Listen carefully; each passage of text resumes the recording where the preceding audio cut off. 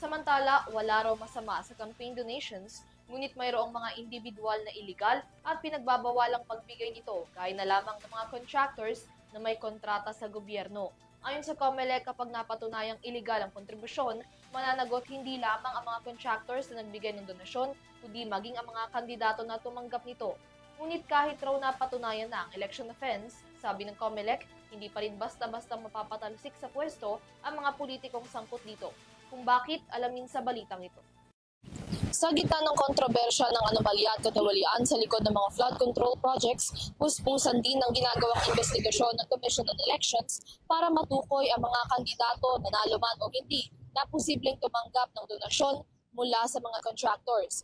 Ayon kay COMELEC Chairperson George Erwin Garcia, matrabaho ang pagbusisi sa statements of contributions and expenditures ng mga kumandidato bilang ito ang batayan ngayon ng komisyon para matukoy kung sino-sino ang mga illegal na tumanggap ng donasyon at kontribusyon mula sa mga government contractors.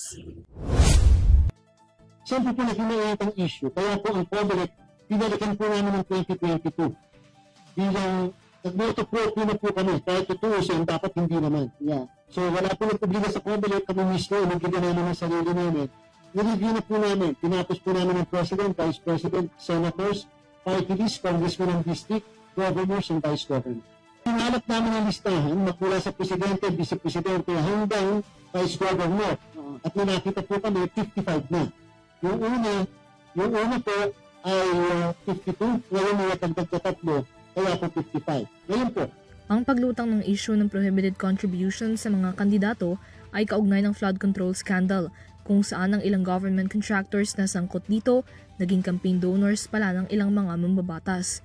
Matatandaan na sa House Inquiry kaugnay ng mga maanumalyang flood control projects noong Setyembre, inamin ni Centerways Construction and Development Incorporated President Lawrence Lubiano na nag-donate siya ng 30 million pesos para sa 2022 senatorial bid ni dating Senate President Francis Cheese Escudero.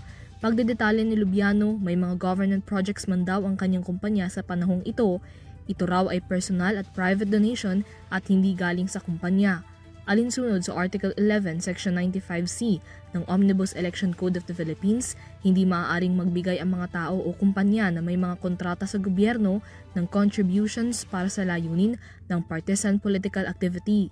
Alinsunod sa nasabing batas, kapwa may pananagutan ng contractor na nagbigay at ang tumanggap na kandidato sa paglabag na may parusang 1 hanggang 6 na taong pagkakabilanggo at perpetual disqualification to hold public office. Sa kabila nito, sakali mang may mapatunayang mga politiko na tumanggap ng mga donasyon at kontribusyon mula sa mga government contractors, sabi ng COMELEC, hindi garantiya na madidiskwalipika mga itong mula sa posisyon bilang hindi na raw ito saklaw ng kapangyarihan at jurisdiction ng komisyon.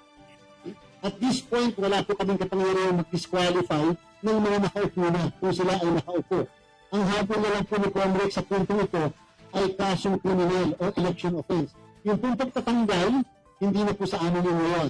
Kulit ang jurisdiction niya ay hanggang sa bago mag-proclaim lang yung kandidato, maliban na lang kung may pending na kaso sa COMELEC involving the candidate na may ground ng disqualification.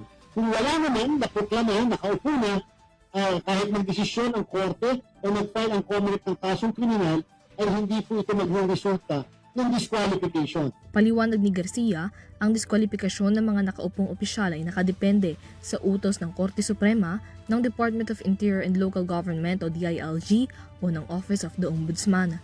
Kaugnay naman ang issue ng campaign donations kay Escudero, sabi ni Garcia, humarap na sa COMELEC ang abogado ni Lubiano habang napadalhan na rin ng sulat ang senador para humarap sa komisyon.